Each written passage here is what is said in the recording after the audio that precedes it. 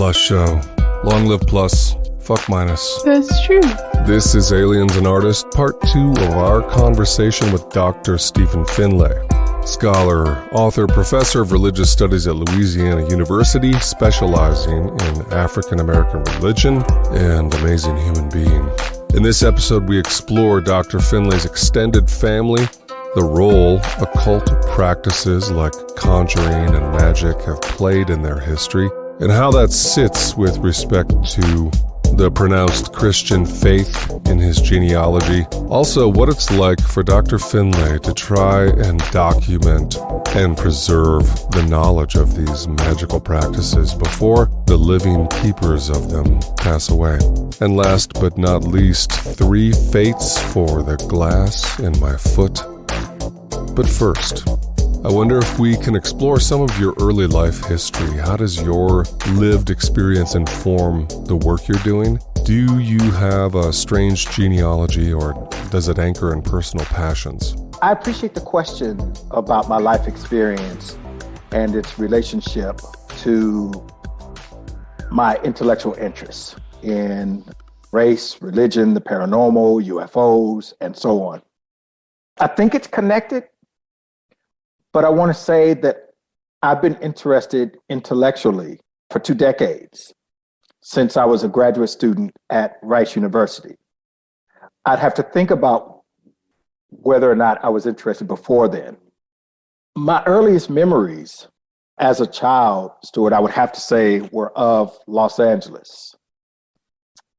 My earliest memories were of a little house in Watts, like the Watts riot, 1965. And I was born in Northeast Texas, little city near Waxahachie. I guess that's Northeast Texas. And my mother left there when I was really young. And so I don't even remember living there. Again, my earliest memories are of inner city Los Angeles. And my family was always religious, like many families in America. 2 traditions that I trace on my father's side. His mother was Church of God in Christ, which is an older Black Pentecostal tradition, the largest Black Pentecostal denomination in the country. And his father, after whom he's named, William Walker Finley Sr., comes from a family of African Methodists, which is the oldest Black denomination. It's not the oldest tradition, but it is the oldest organized denomination. So through Church of God in Christ and AME, my family was oriented in the world. And even though I grew up in California, many of my grandmother's sisters who moved to South Central Los Angeles, near where we also lived, and others, we were always around them, and they still practiced Black Pentecostal tradition of the Church of God in Christ. I'll just say, and I'm skipping over a lot here, that I knew that religion needed to be a part of my life one way or another. Either I was going to be a practitioner professionally, or later I was going to be a scholar. At one point, I was considering both. And religion was just a really important part of how I understood the world. It was an important part of how I understood African Americans to make sense of the world.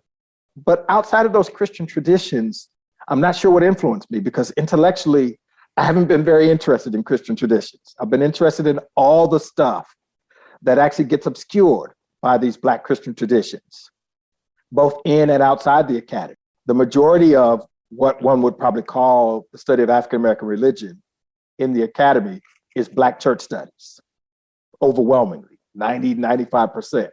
So there's very little work, Stuart, and very little attention to currents in Black life outside of Christian ones, even though I would argue that we treat even the Black Christian traditions as discrete.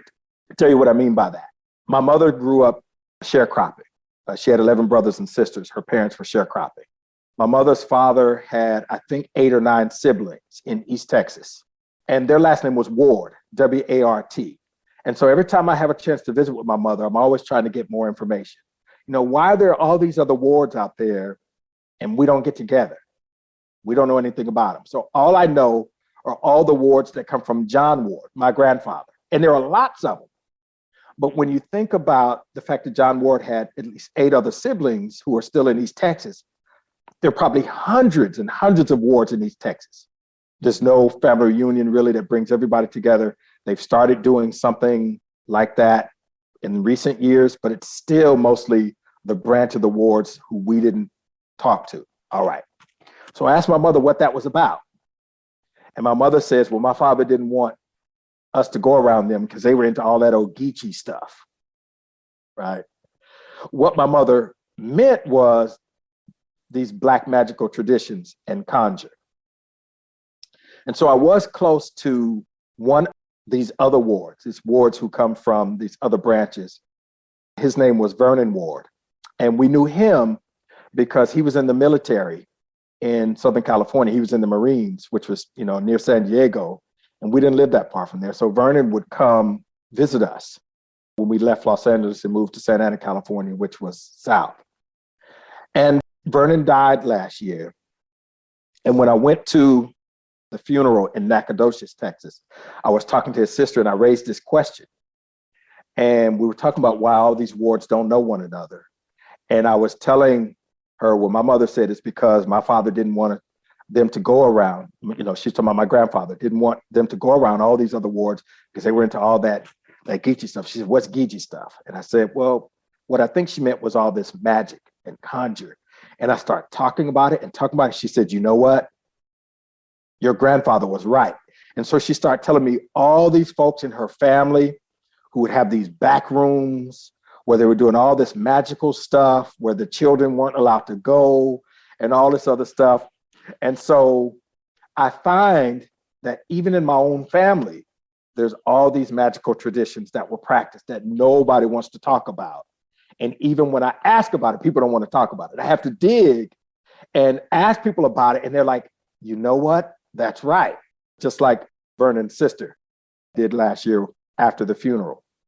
And so I can't say, to answer your question, that I have this really curious and interesting genealogy that led me to my interest in the paranormal and African-American culture and religion and so on.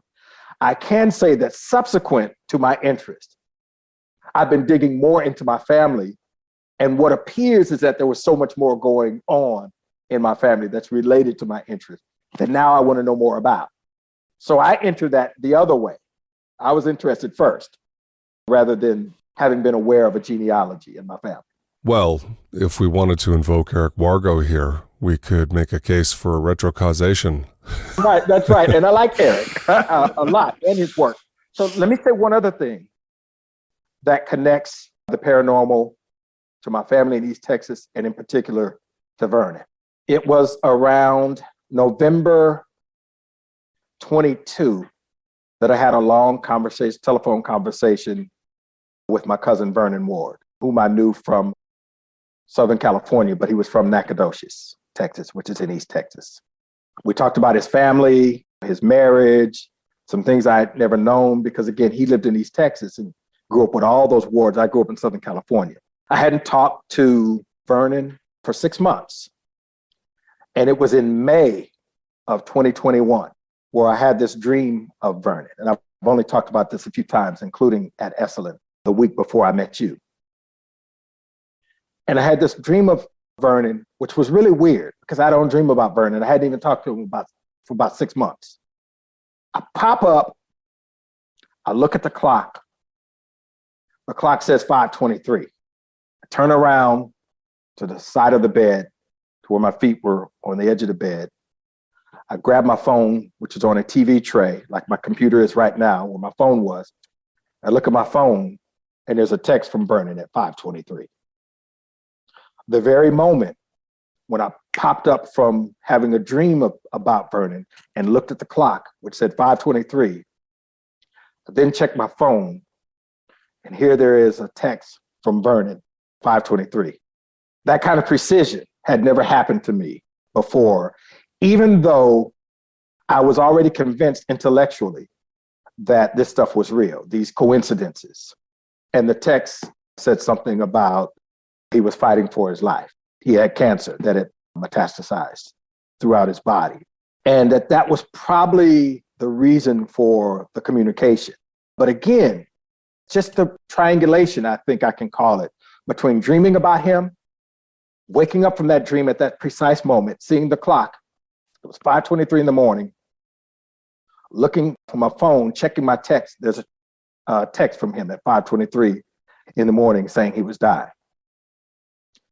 And so if there was an initiatory experience for me, it was that. I'd always had experiences of coincidences that for me could only be coincidences hyphenated, coincidence, these sort of things acting together in meaningful ways, rather than something that just happened haphazardly with no meaning. I'd always had that. I remember thinking about my cousin who I hadn't talked to in a couple months. We're really close, and cussing him out loud. Like, if this so-and-so don't call me, this so-and-so doesn't call me, I'm a whoop his ass. First call next morning is from my cousin, right? That kind of thing happens to me all the time. This was different. There was all sorts of precision and connection here in this experience that I couldn't deny. I even texted Jeff Kripal about it, probably 6 o'clock that morning. 2 weeks later, Vernon died. I don't know what to say except that I'm glad that I meant enough to him that I could be a part of his last days.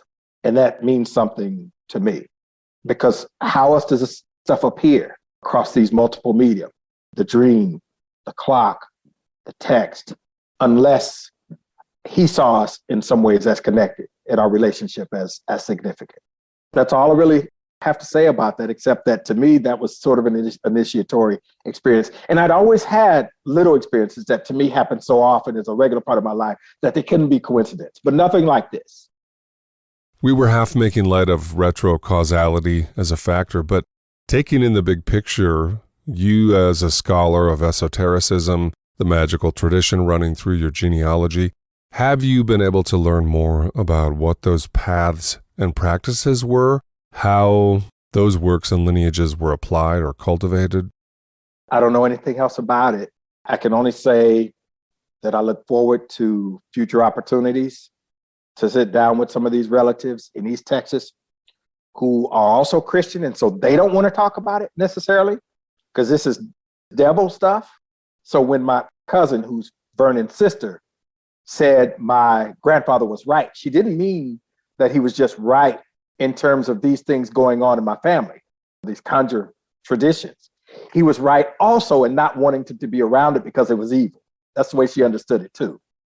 And I don't see it as that. I see it as an important part of, like you say, my genealogy and my family that was active across multiple folks in my family, from what I understand now, that I want to know more about, that also say something about the world and the nature of the world that we just don't get if we don't take these things seriously. I hope I have more opportunities to talk to folks because there is no record. They don't want to talk about it. I have to pry it out of folks. And I hope I have more opportunities to do that because it's actually significant to me, not an evil thing or a bad thing. If anything, it's neutral. Neutral. These conjuration traditions were used for all sorts of things, good and bad, whatever those terms might mean. Do you worry that as the generations age, the knowledge will pass before you're able to preserve it? All the time. All the time. I ask whenever I can, whenever I have a chance to sit down with somebody, I ask who my ancestors were. What were they doing? What kind of things? Probing questions to try to find out in a backdoor sort of way what kind of things might have been happening and going on that may point to some of these traditions we're talking about that they otherwise wouldn't just offer and might resist talking about. And then trying as often as I can to write some of this down, like I did in my Esalen paper the week before I met you. The week when I met you at Esalen, there was another meeting the week before that on what Jeff Kripal and Charlie Stain called Black Superhumanism, which Biko Gray and I convened. It was just a wonderful meeting.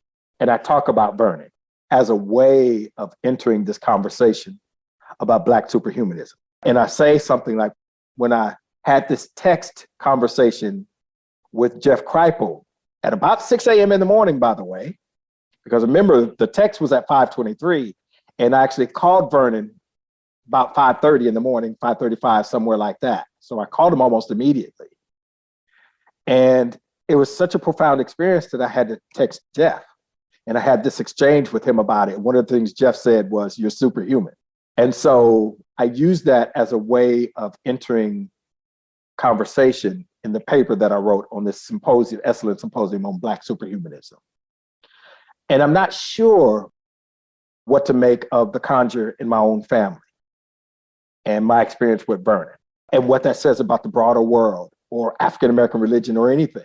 I just hope I have other opportunities to gain insight into what folks were actually doing, not just the narratives. Oh, we were a good Christian family. Because there's always all kinds of other things going on that people don't talk about beyond the big narrative, the respectable narrative about being good Christian. And I hope I can learn more about that and write about it somewhere as a way of sort of canonizing. And when you reflect on these esoteric lineages in African-American religion and spirituality, what do you wish the world would know or be able to integrate from those wisdom traditions? What are our blind spots that could be improved by those wisdom paths? Well, I don't want to be too much of a neo-Cripolist here. I've used that term here. But I mean, it does say something more broadly and something significant about the nature of the world and the nature of human beings. But I also want to push that universal in tension with the particular, because these magical traditions meant something specific for Black people who had to cope with a world that seemed out of their control and absurd, which was a violent world. And these magical traditions, in some ways, not just for Black people, but particularly in this case for Black people, were a way to gain some sense of coherence and control over the world through these practices and ideas. You could do this and that and make this happen, where you may not have even had control over your own body for the most part. Someone else owns you. And so the universal is important to me, but so is the particular. But both of these together, I think, say something about how limited we are and how we understand the world. I mean, strictly in scientific and materialist terms. And I don't know where that gets us. I don't think it gets us very far. I mean, look at the world in which we live now and how we understand ourselves and one another. And I'm not saying that these terms that we're talking about would keep us out of wars and genocides and enslavements and police brutality, but it would be great if we would come to see ourselves as more complicated than these materialist interests that lead to those kind of things. I've been kind of kicking around a notion since we met. You came up through Rice, and you're probably the perfect person to ask this question to. Is there something miraculous going on at Rice University? You know what I'm talking about? Rice is a collection of folks in the academy is totally unique. I'm not sure why it happened at Rice. I'm just glad I had an opportunity to study there and to be a part of it. And I see myself as extending what maybe a couple decades from now might be seen as the Rice tradition, in the same way we talk about a University of Chicago tradition, like the history of religions and so on. I don't know how that happens, but I do know that when I look at the work of many of the people who have studied there, where they study African-American religion, Asian religions, Buddhism, and so on, there's something very, very different is going on in those projects for many of the students since I arrived there in 2002 than at any other institution in the country. I don't know how to explain it, but I see the products that are being produced for me are far more expansive and creative than what I see in the study of religion generally. And I should also add that the study of religion generally bores me, especially African-American religion. And this is no disrespect. It's just that the kind of things we're talking about are some of the only ideas that motivate me, precisely because nobody's or very few people are talking about them. And they're so dynamic and they have such great implications for our world. The other stuff gets published, people get jobs and endowed chairs and all kinds of things from doing the things that the academy affirms. I'm just not interested in those things. My road has been much more difficult. At the same time, because I persevered, I'm in a space where I can have these kind of conversations without giving a shit what anybody thinks. Like, this is what I do. But it took me a long time to build this momentum that I have now in my career, where I have multiple book contracts, where I basically write what I want to write and do the kind of research I want to do. That took up the first decade of my career, where I was just getting all kinds of rejections. And yet I would publish something here in this journal, something there in that journal, this top journal, that elite journal. And all of a sudden at the end, there's this accumulation now of a corpus in a space that I created for myself because I endured all the rejection and pain. And when I say pain, I mean it. It was hard not getting a book contract, wondering if I was going to be able to make tenure for all these reasons that maybe didn't have anything to do with whether or not I was saying something important. And I see all of that in my rearview mirror now. And this is why I continue to do the work that I'm doing, even with the Nation of Islam. There's so much more to be said there about these matters that doesn't show up in any of the scholarship. Again, I've been incredibly bored with much of the intellectual production about African-American religion specifically and religion in general. And now I'm in a position to do something about it, but also to encourage others and to work with others who want to do something about it. Because this group of folks who are now doing this, as you know, from Esalen archives, is growing. And I'm just grateful to have been a part of that. And it doesn't happen without Rice University. And I'll stop there. When you reflect back on those years and the painful obstacles, what would you like to be different for subsequent generations coming up and doing the work you're doing? What do you wish will be in place for them? Well, first, I hope that I'm able to do this for a couple more decades, this intellectual work. But by that time and along the way, I hope that scholars like me and others have published so much that the paranormal, the esoteric, UFOs, and so on become more legitimate areas for scholarly research, that we're much more open to the non-material and not strictly materialist ways of understanding the world that even overdetermine the study of religion. And I'd like scholars later to have a broader range of experiences that they can investigate that are seen as legitimate areas of inquiry rather than something kooky, because people have been reporting this for ages. And what are we to do with that? Well, the Academy says they're just weird or kooky and dismisses them. But it's too many people and too many experiences for that even to be a legitimate response. I'd like scholars coming after me and those who are coming along with me to have a broader range of work that they can do and still have academic careers, not be seen as kooks. When I tell people over the years, for example, that I'm interested in race, religion, and UFO, or some kind of combination of terms that describe my work, they always look at me really weird. And I have to be honest, I look at them weird right back, because I'm saying there are a whole set of experiences out there that say something about the world that you're unwilling or unable to deal with and to see as significant. And I see those things as important. I'm not willing to be constrained in what I pursue as legitimate. I hope that future generations don't have to fight those battles that some of us have. And there are very few people, even in my own field of race and religion and African-American religion, who do this kind of work. But it's growing. It's small, but it's growing.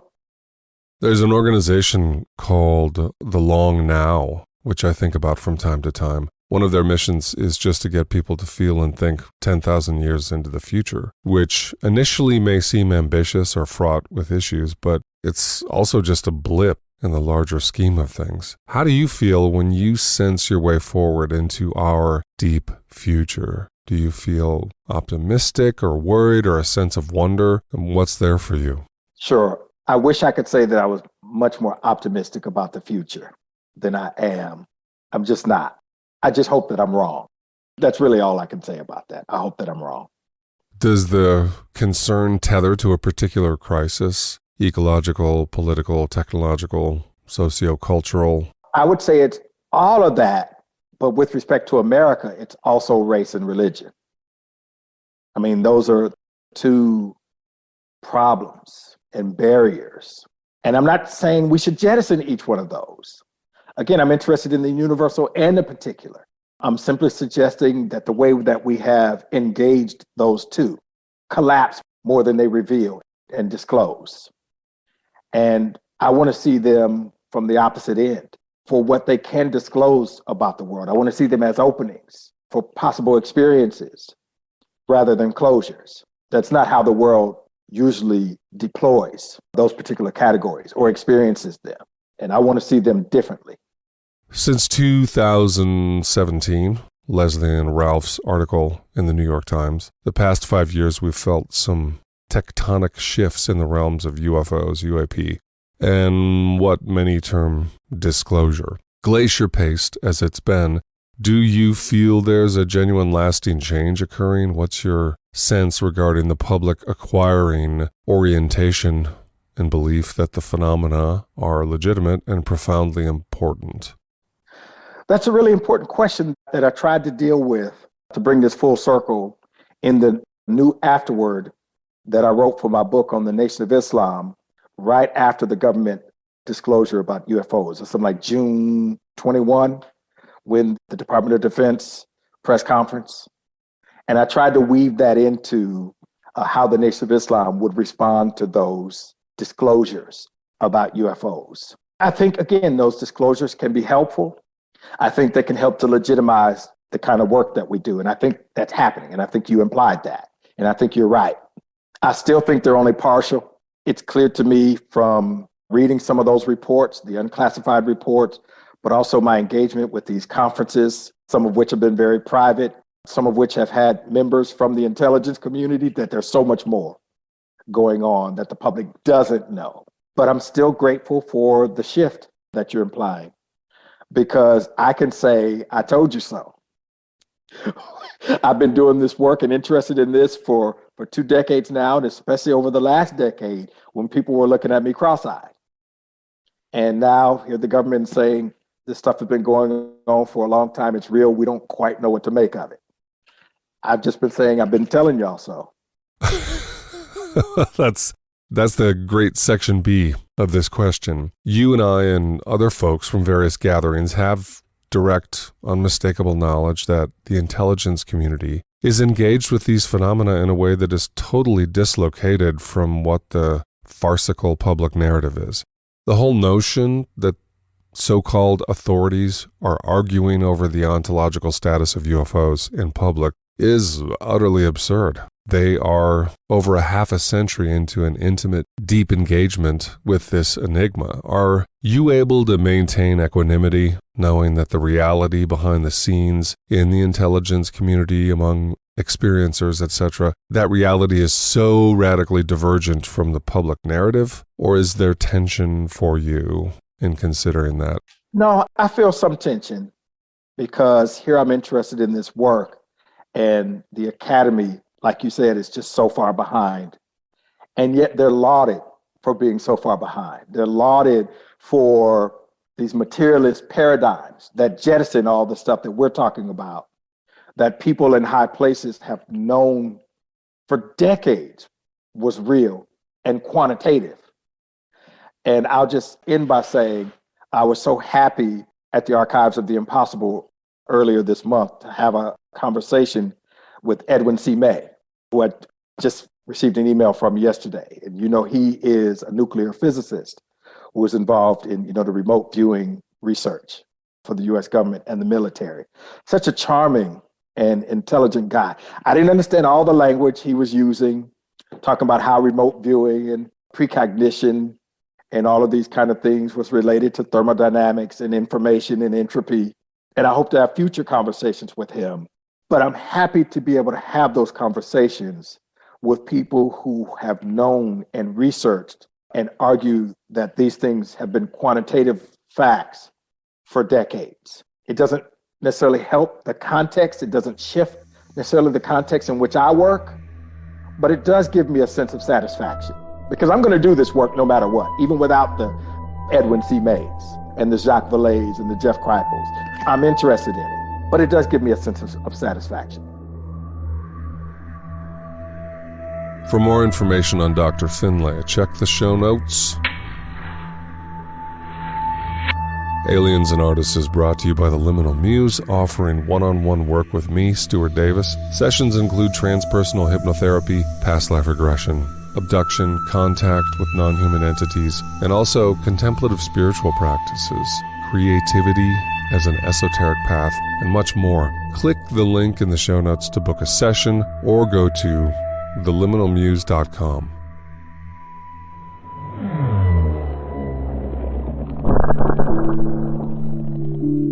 Three fates for the glass in my foot. Time ago, a shard entered the soul. It crippled the us that is me. We hobbled for weeks, an addled elder, making the trek from bed to toilet. A sleepy penguin with a migraine in its flipper, careening its weight in the pilgrimage to fridge.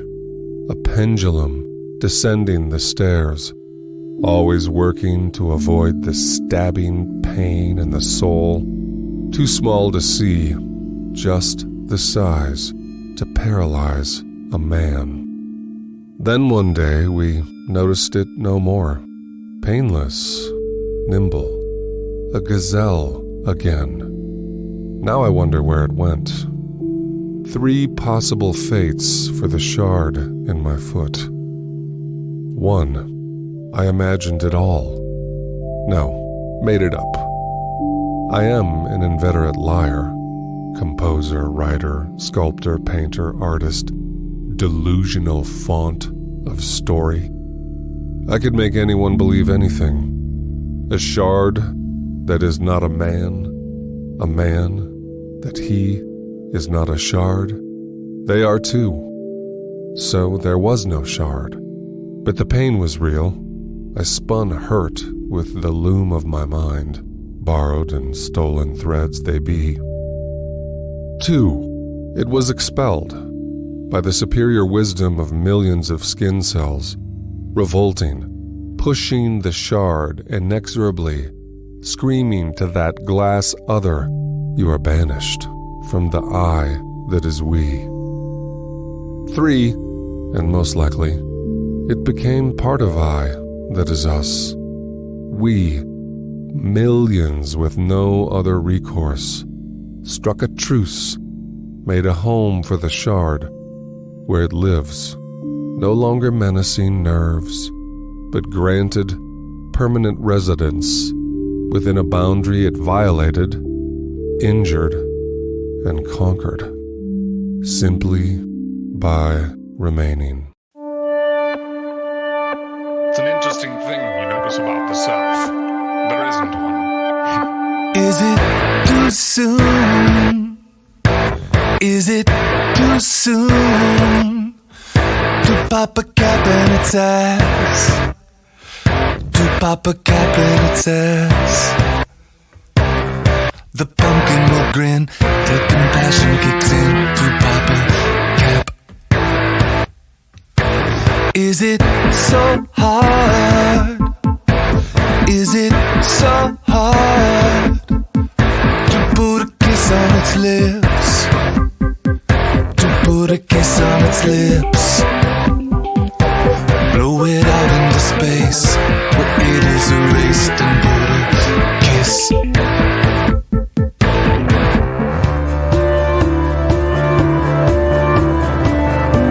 The ground is starting to shake. Hold on, it's heaven's birthquake. Lots of love and lots of laughter. That's what the kids are after. Bless the bastards. Bless the bastards. There's a big lie. There's a big lie behind a crack in your face. Behind a crack in your face. I'm pursing my lips for whatever slips out of the crack.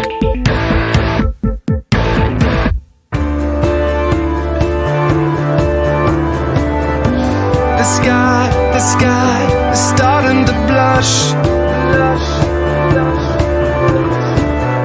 Here comes a headless head rush. Lots of loving, lots of laughter. That's what the kids are after. Bless the bastards. Bless the bastards.